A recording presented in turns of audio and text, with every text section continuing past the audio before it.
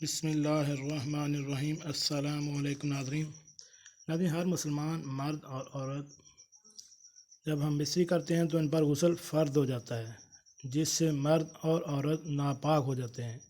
اس ناپاکی کو پاکی میں بدلنے کے لیے اسلام میں غسل کا طریقہ رکھا گیا ہے۔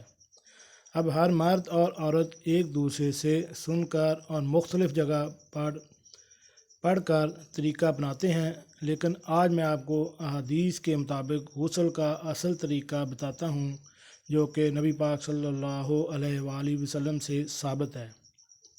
شروع کرتے ہیں آج کی ویڈیو۔ ویڈیو شروع کرنے سے پہلے میری آپ سے ریکویسٹ ہے کہ اگر آپ میرے اس چینل پر نئے ہیں تو میرے اس چینل کو سبسکرائب کر دیں اور ساتھ بیل آئیکن کا بٹن بھی پریس کر دیں تاکہ میری ہر معلوماتی ویڈیو آپ کو بر وقت مل سکے۔ جی ناظرین، صحیح مسلم کی یہ 722 نمبر حدیث ہے، جلد نمبر 1 میں یہ حدیث درج ہے۔ حضرت ابن عباس رضی اللہ تعالی عنہ سے روایت ہے کہ مجھے میری خالہ حضرت میمونہ رضی اللہ تعالی عنہ نے بتایا کہ میں نے آپ صلی اللہ علیہ وآلہ وسلم کے لیے غسل یعنی جنابت کے لیے آپ صلی اللہ علیہ وآلہ وسلم کے قریب پانی رکھا تو آپ صلی اللہ علیہ وآلہ وسلم نے اپنی دونوں ہتھیلیوں کو 2 یا 3 دفعہ دھویا، پھر اپنا دایاں ہاتھ برتن میں داخل کیا اور اس کے ذریعے سے اپنی شرمگاہ پر پانی ڈالا اور اسے اپنے بائیں ہاتھ سے دھویا، پھر اپنے بائیں ہاتھ کو زمین پر مار کر اچھی طرح رگڑا اور پھر اپنا نماز جیسا وضو فرمایا، پھر ہتھیلی بھر کر 3 لپ پانی اپنے سر پر ڈالا، پھر اپنے سارے جسم مبارک کو دھویا، پھر اپنی اس جگہ سے تھوڑا دور ہٹ کر اپنے پاؤں دھوئے۔ پھر میں آپ صلی اللہ علیہ وآلہ وسلم کے پاس تولیہ لائی تو آپ صلی اللہ علیہ وآلہ وسلم نے تولیہ نہیں لیا، اسے واپس کر دیا۔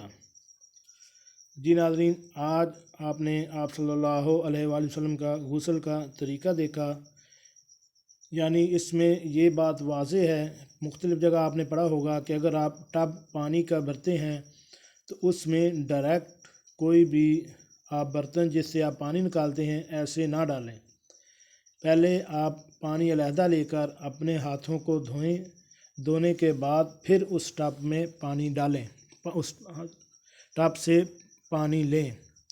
غسل کرنے سے پہلے وضو کریں اور جس جگہ غسل کیا جائے جب آپ کا غسل مکمل ہو جائے تو اس سے تھوڑا سا دور ہٹ کر علیحدہ پانی لے کر اپنے پاؤں کو دھوئیں۔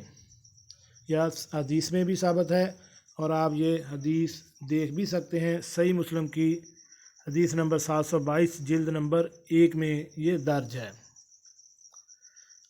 تو ناظرین، اللہ تعالی ہمیں آپ صلی اللہ علیہ وآلہ وسلم کے اپنے احکامات اور آپ صلی اللہ علیہ وآلہ وسلم کے طریقوں پر عمل کرنے کی توفیق عطا فرمائے۔